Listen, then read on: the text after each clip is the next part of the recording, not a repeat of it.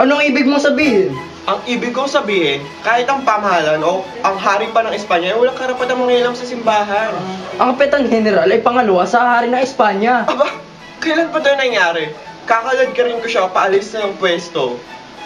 Hindi ko ito maaaring pahintulutan! Mga Ginoo, huwag natin sirahin ang usapan dahil sa mababaw na dahilan. Alam niyo ba ba sila patinulad dito sa...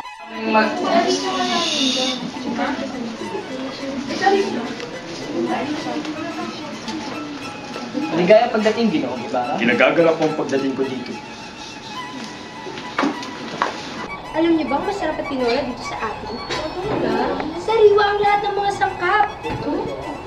Alam kong wala sa tradisyon na magpakilala kang makalalakihan ng walang pakundangan. Ngunit sa tradisyon namin sa Europa, kaming kalalakihan ang nauna. Ako nga po pala, si Crisostomo Ibarra.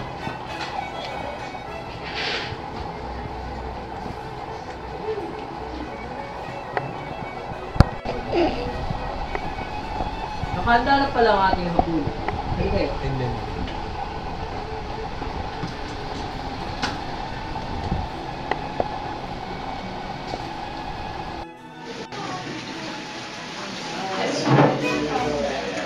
Sige, ikaw na maupo. Hindi, ikaw na nga ang dating kura ng San Diego eh. Hindi, pero ikaw ang kurang ngayon ng San Diego. Ikaw na mas nakatanda sa akin.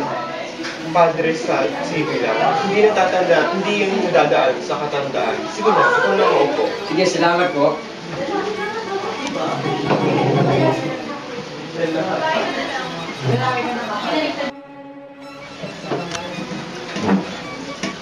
Captain Tiago, bakit di nyo kami salungan?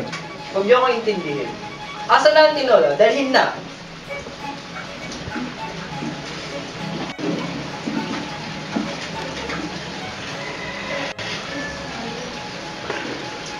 Ilang taon ka nang nawala?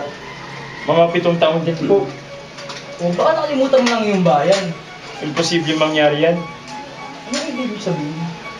Ilang taon na rin ako hindi nakatanggap ng sulat. Hindi ko alam kung paano namatay ang aking ama. You know English? Yes, my friend. Yan lang? Yan lang ang nakita mo sa mga bansa mong pinuntahan? Aba, ang dami na nakusulat sa mga librong ganyan at pinuntahan mo pa. Nag-aksaya ka ng pera! Huwag na kayong magtaka sa kanyang ugali. Ganyan rin siya nung kami nasa bayan pa. Ipapasama ito sa ating reverensya. Pagkat madalas niyang paulakan ang imbitasyon ng aking ama. Alis ka na? Huwag muna. Paparating na si Maria Clara. Pupunta din ako bukas bago ako umalis. May kailangan lang ako puntahan na hindi dapat ipagpaliban.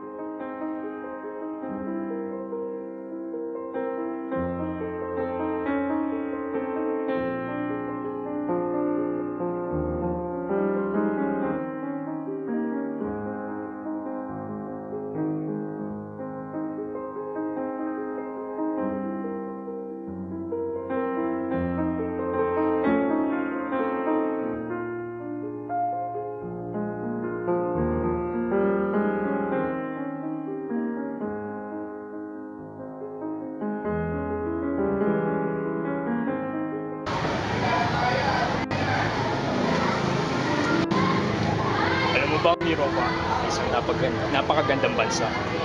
Maraming mababait na tao. Ang kultura ay kayaman. Ang kanilang karunungan ay lubhang kahangahangan. Lagi mo ba ako inaalala? Paano kita malilimutan kung ikaw lang naman ang isip ko?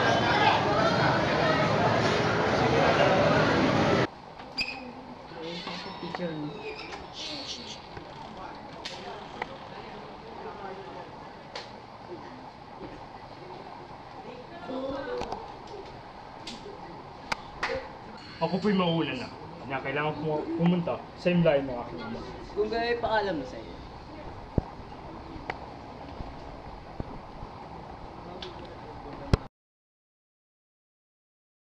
Tiago, napagsabihan na kita. Alam mo naman yun ang hindi ko ibig mangyari eh. Kung kumusal ka sana napigilan natin to.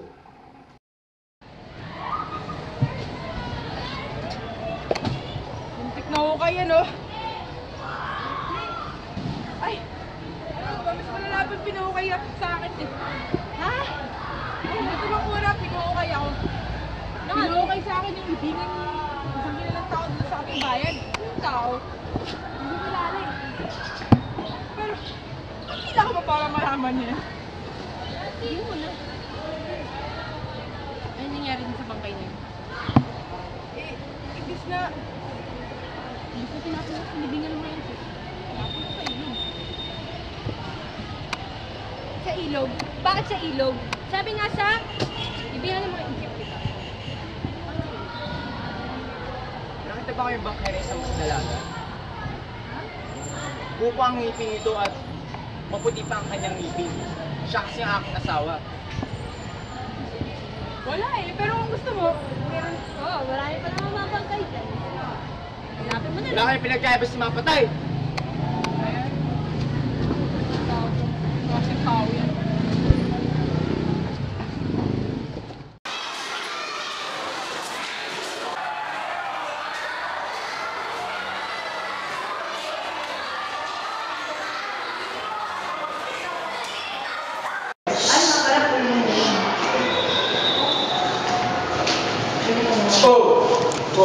Hindi pa ba kayo uwi mga bata? Pagkat ang ina nyo ay naghanda ng isang kapangkurang handaan. Crispin, hindi pa po kami pinapauwi ng sakristan Mayor. Sige po, pupunta na po kami sa kampanaryo. Sige, maingat kayo. Kuya, pinagbibintangan nila ako nagnakaw ng 2 onsa. Magkano ba yung 2 onsa, kuya? 2 onsa? Ang 2 onsa ay 32 piso. 32 piso? Bayaran mo! Bayaran mo! Ano ka ba? Ilan ng beses na ako minutang ng kura. Wala nang pera. Hindi na lang kasi mapagbintang yung kurang yan. Tapos, yung sakristan mayor na yan, puro na lang tayo sinisisi. Crispin! Basilio!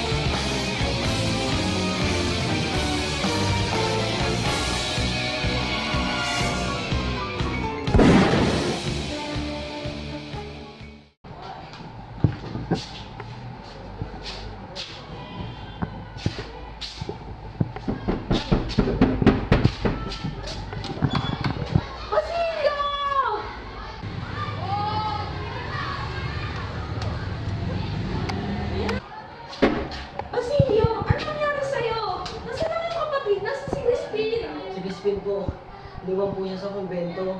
Pinagbintangan siyang nagnakong 2 onsa. Tapos yun, ginawa siya ng sakristan mayor. Hindi ko na lang yung nangyari. Kawawa, Crispin! Matulog ka na.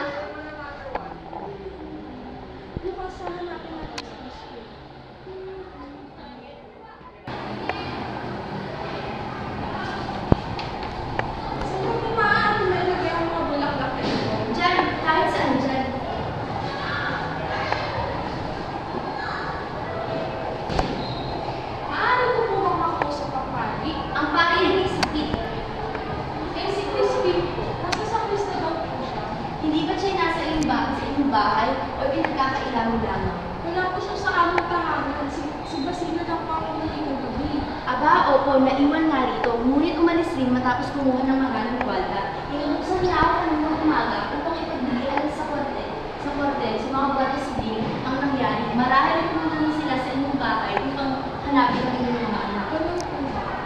Wala akong mapapala sa mga ganyang anak. Naturingan ka pa namang isang mabuting asawa. Ang mga bata'y nagmana sa kanilang ama. Huwag kang manakis dito! Alam mo may sakit ang pare! Doon ka sa kalsada umiyak! Alis! Alis!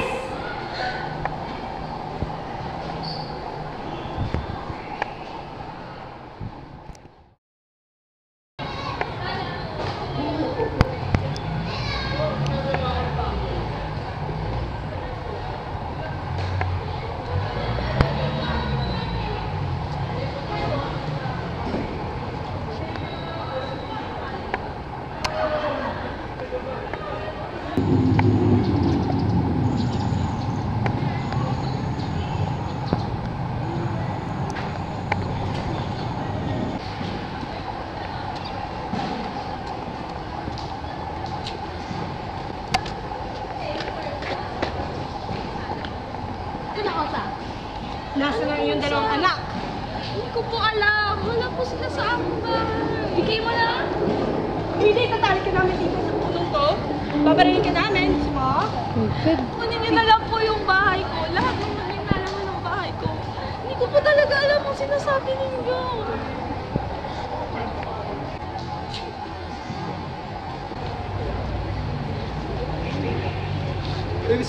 Kumagkagat!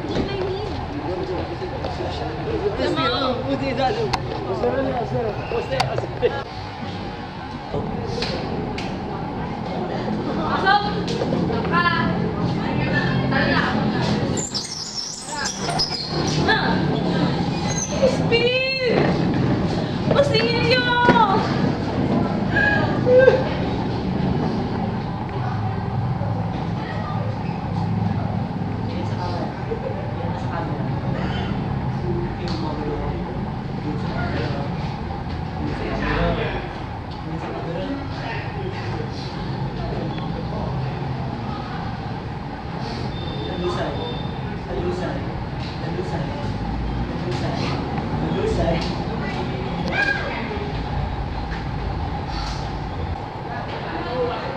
Ano nangyayari dito?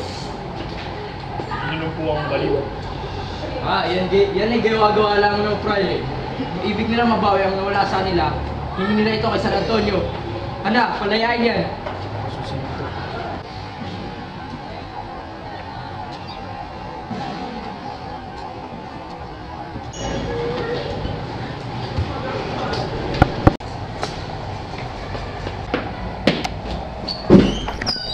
Masilyo? Masilyo! Saan ka na?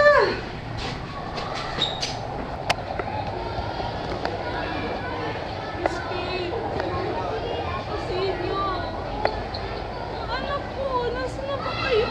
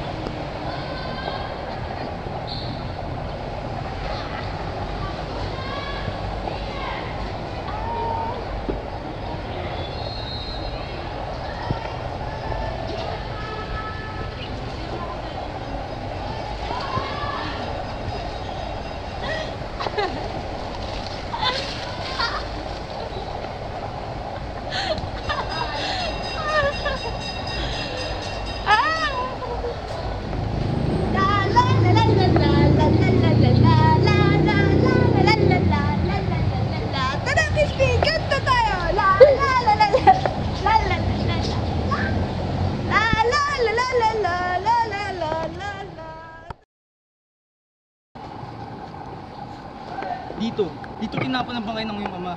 Salamat po. Alam pong napakabuti na iyong ama. nagbibigay siya ng donasyon sa aming paaralan. Ngunit kagaya nga ng mga buting bagay, hindi nagtatagal. At iyon po, Ginagawa ng mga bata ang alam makakaya. Nagsusulat sila habang may mga gamit.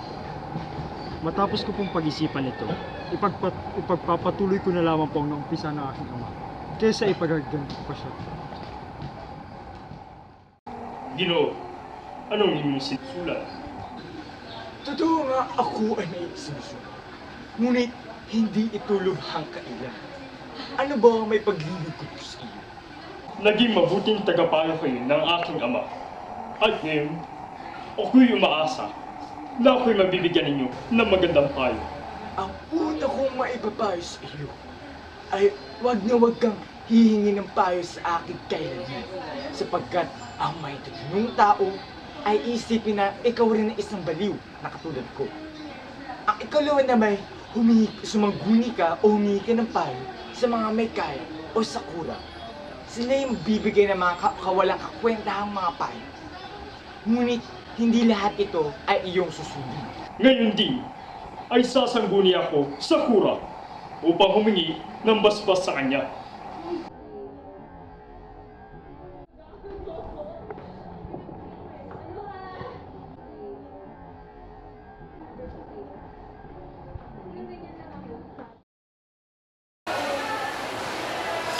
At iginawad mo sa kanila ang inyong mahiwagang diwa upang palaganapin sa kanilang pangangaral at di mo mabawi ang mana sa kanilang bibig at bigyan ng tubig upang mapawi ang kanilang uhaw. Ito ang mga pangungusap ng Panginoon na isinang bibig ni Ezra, 2 aklat, kabanata 9, versikulo 20. Kagalang-galang na Ginoo, kabanal-banalang mga pari, mga Kristiyano, mga kapatid ni Jesucristo.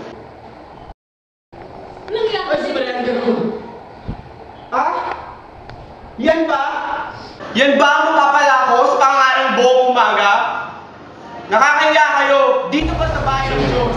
O salbahe, walang galas, walang boto. Nangangalim ako.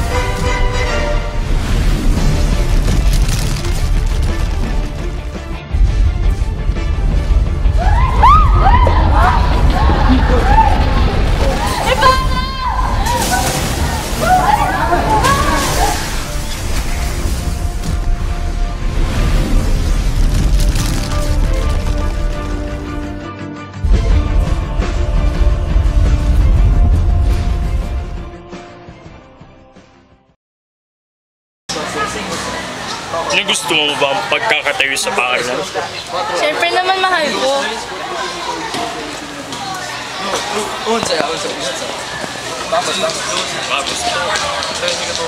Wait, kumagat.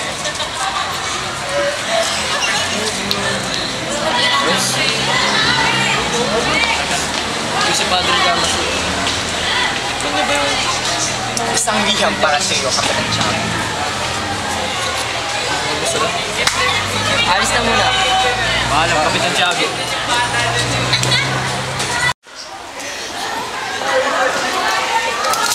Gandang tanghali, Padre Damas. Gandang tanghali, sir. Tingnan mo, hindi naman lang niya ako binate. Hindi porkit nakakaaral na siya sa Europa, ganyan na siya kung umasta. Alam mo bakit yun dyan? Ang alam mo lamang kung gano'n nagtitimpi sa kanya. Palibhasa, katulad siya ng kanyang ama na pumunta sa Europa at nag-aral ng kung ano-ano at iniisip na doktor na ang sarili. Tama lang eh, na ang kanyang ama namatay sa isang malamig na bilang buwan. Patawarin mo ako, Maria Clara, pero hindi ko na ito matitiis!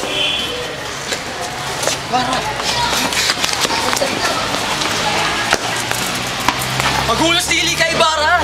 Alagad ng Diyos na kinakalaban mo! Alagad ng Diyos! Nagawa niyang ama kinakalaala ng aking ama! Paano yung matatawag na alagad ng Diyos to? Crisostomo! Alang-alang sa akin! Huwag mo na sanang saktan si Padre Damaso! Kung di lamang kita mahal, nakita niyo ng dugo ng referensyang iyan! Berensya.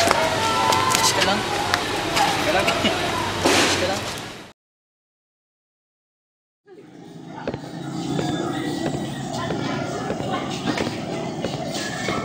Papangit naman ang tumada. Hoy, labandera! Ako pa pinarinigan mo? Bakit? Natamaan ka ba? Labandera? Gusto mo labhan kang makulot mong buhok? So, plansyahin ko pa eh. Hoy, mata na makukulam! Alam mo kung sino kang magsalita.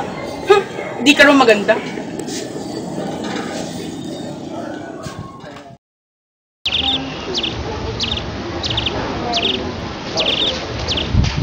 Kapitan Tiago, kinagagala ko pong ipakilala sa inyo ang aming puso, si Don Alfonso Linares de Espadaña. Kinagagalak kung makilala ka. Kinagagalak ng kita kung makilala.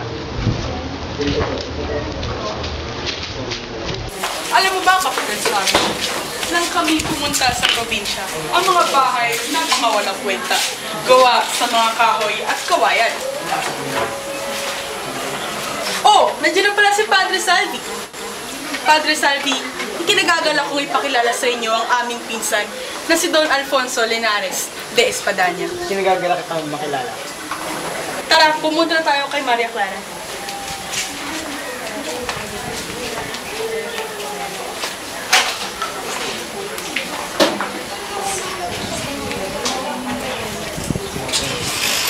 May sarcha, pero pwede pa naman siya gumaling eh. Hindi ka na may gatas sa mga harabe di alte at dalawang Pedrosa de Sinuglosa. Maraming salamat po. Huwag kang mag-aalala, Maria. Papagalingin ka namin. Ginong Linares, nandirito na po si Padre Damaso. Kinagagalak kitang makilala, Padre Damaso. Ako rin, Ginong Linares.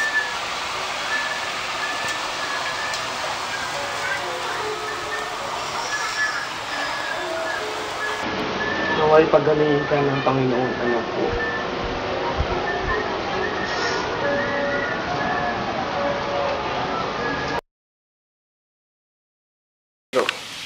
Sino yan?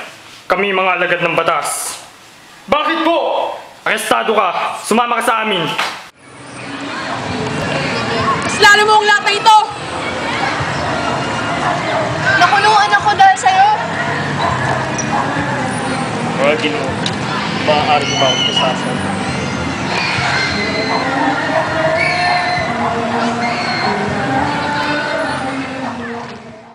Hindi! Hindi ito maaari! Mahal ko! Anong nangyari sa'yo, anak ko? Masaya ka na po ba? Anong ibig mo sabihin? Wala na ang mahal ko! Wala na si Ibarra!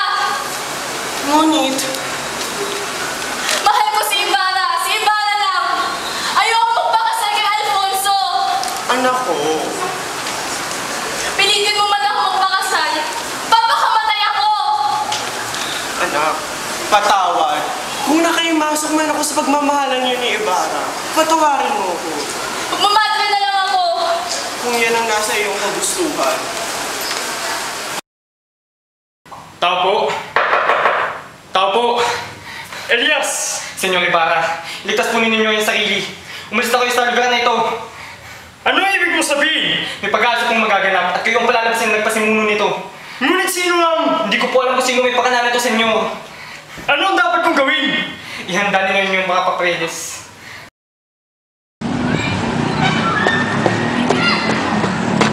Ako'y isang hamak na takas lamang.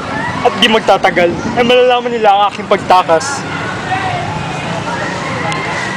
Tumakas ka na! Tumakas ka na! Diyos, mahal ko!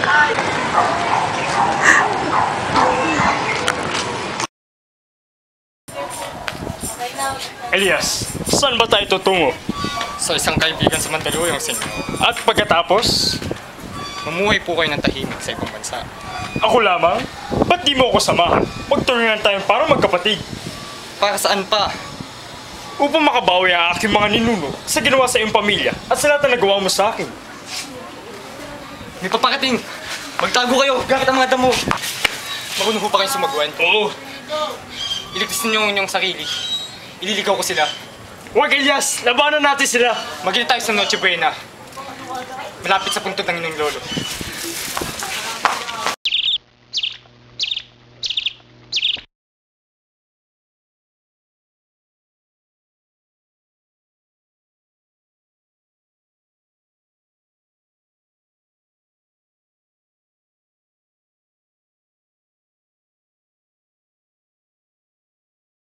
La. Bulaklak. Ganda naman. Galing. Nakakatuwa. Inay? Inay, ikaw ba yan? Sino ka? Inay, yung anak niyo po to. Si Basilio po to. Hindi kita kilala. Si Basilio po to, yung anak niyo. Hindi kita kilala. Yung anak niyo po to, Inay. Hindi kita kilala. Try mo sa dulo. Anak! Basilio! Basilio, ikaw ba yan? Anak! Basilio! Bakit?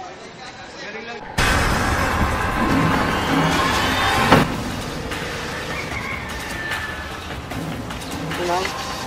Inay, gising ka, Inay. Inay? Inay, gising ka kasi.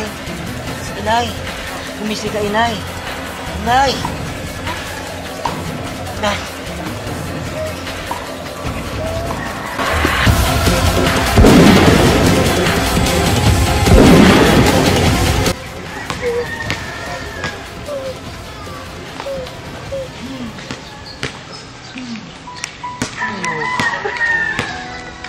Yan ba ang iyong inay?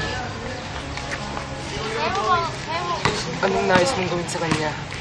Nililiting po, pero wala po akong kwarta. Kung gayon, kumuha ka ng panggatong. Malapit na akong mamatay, Iho. Sandaling mangyari yun. Nais kong sunugin mo ang katawan namin ng iyong inay. Sunugin mo hanggang sa kami ay maging abo. Pagkatapos ay maghukay ka.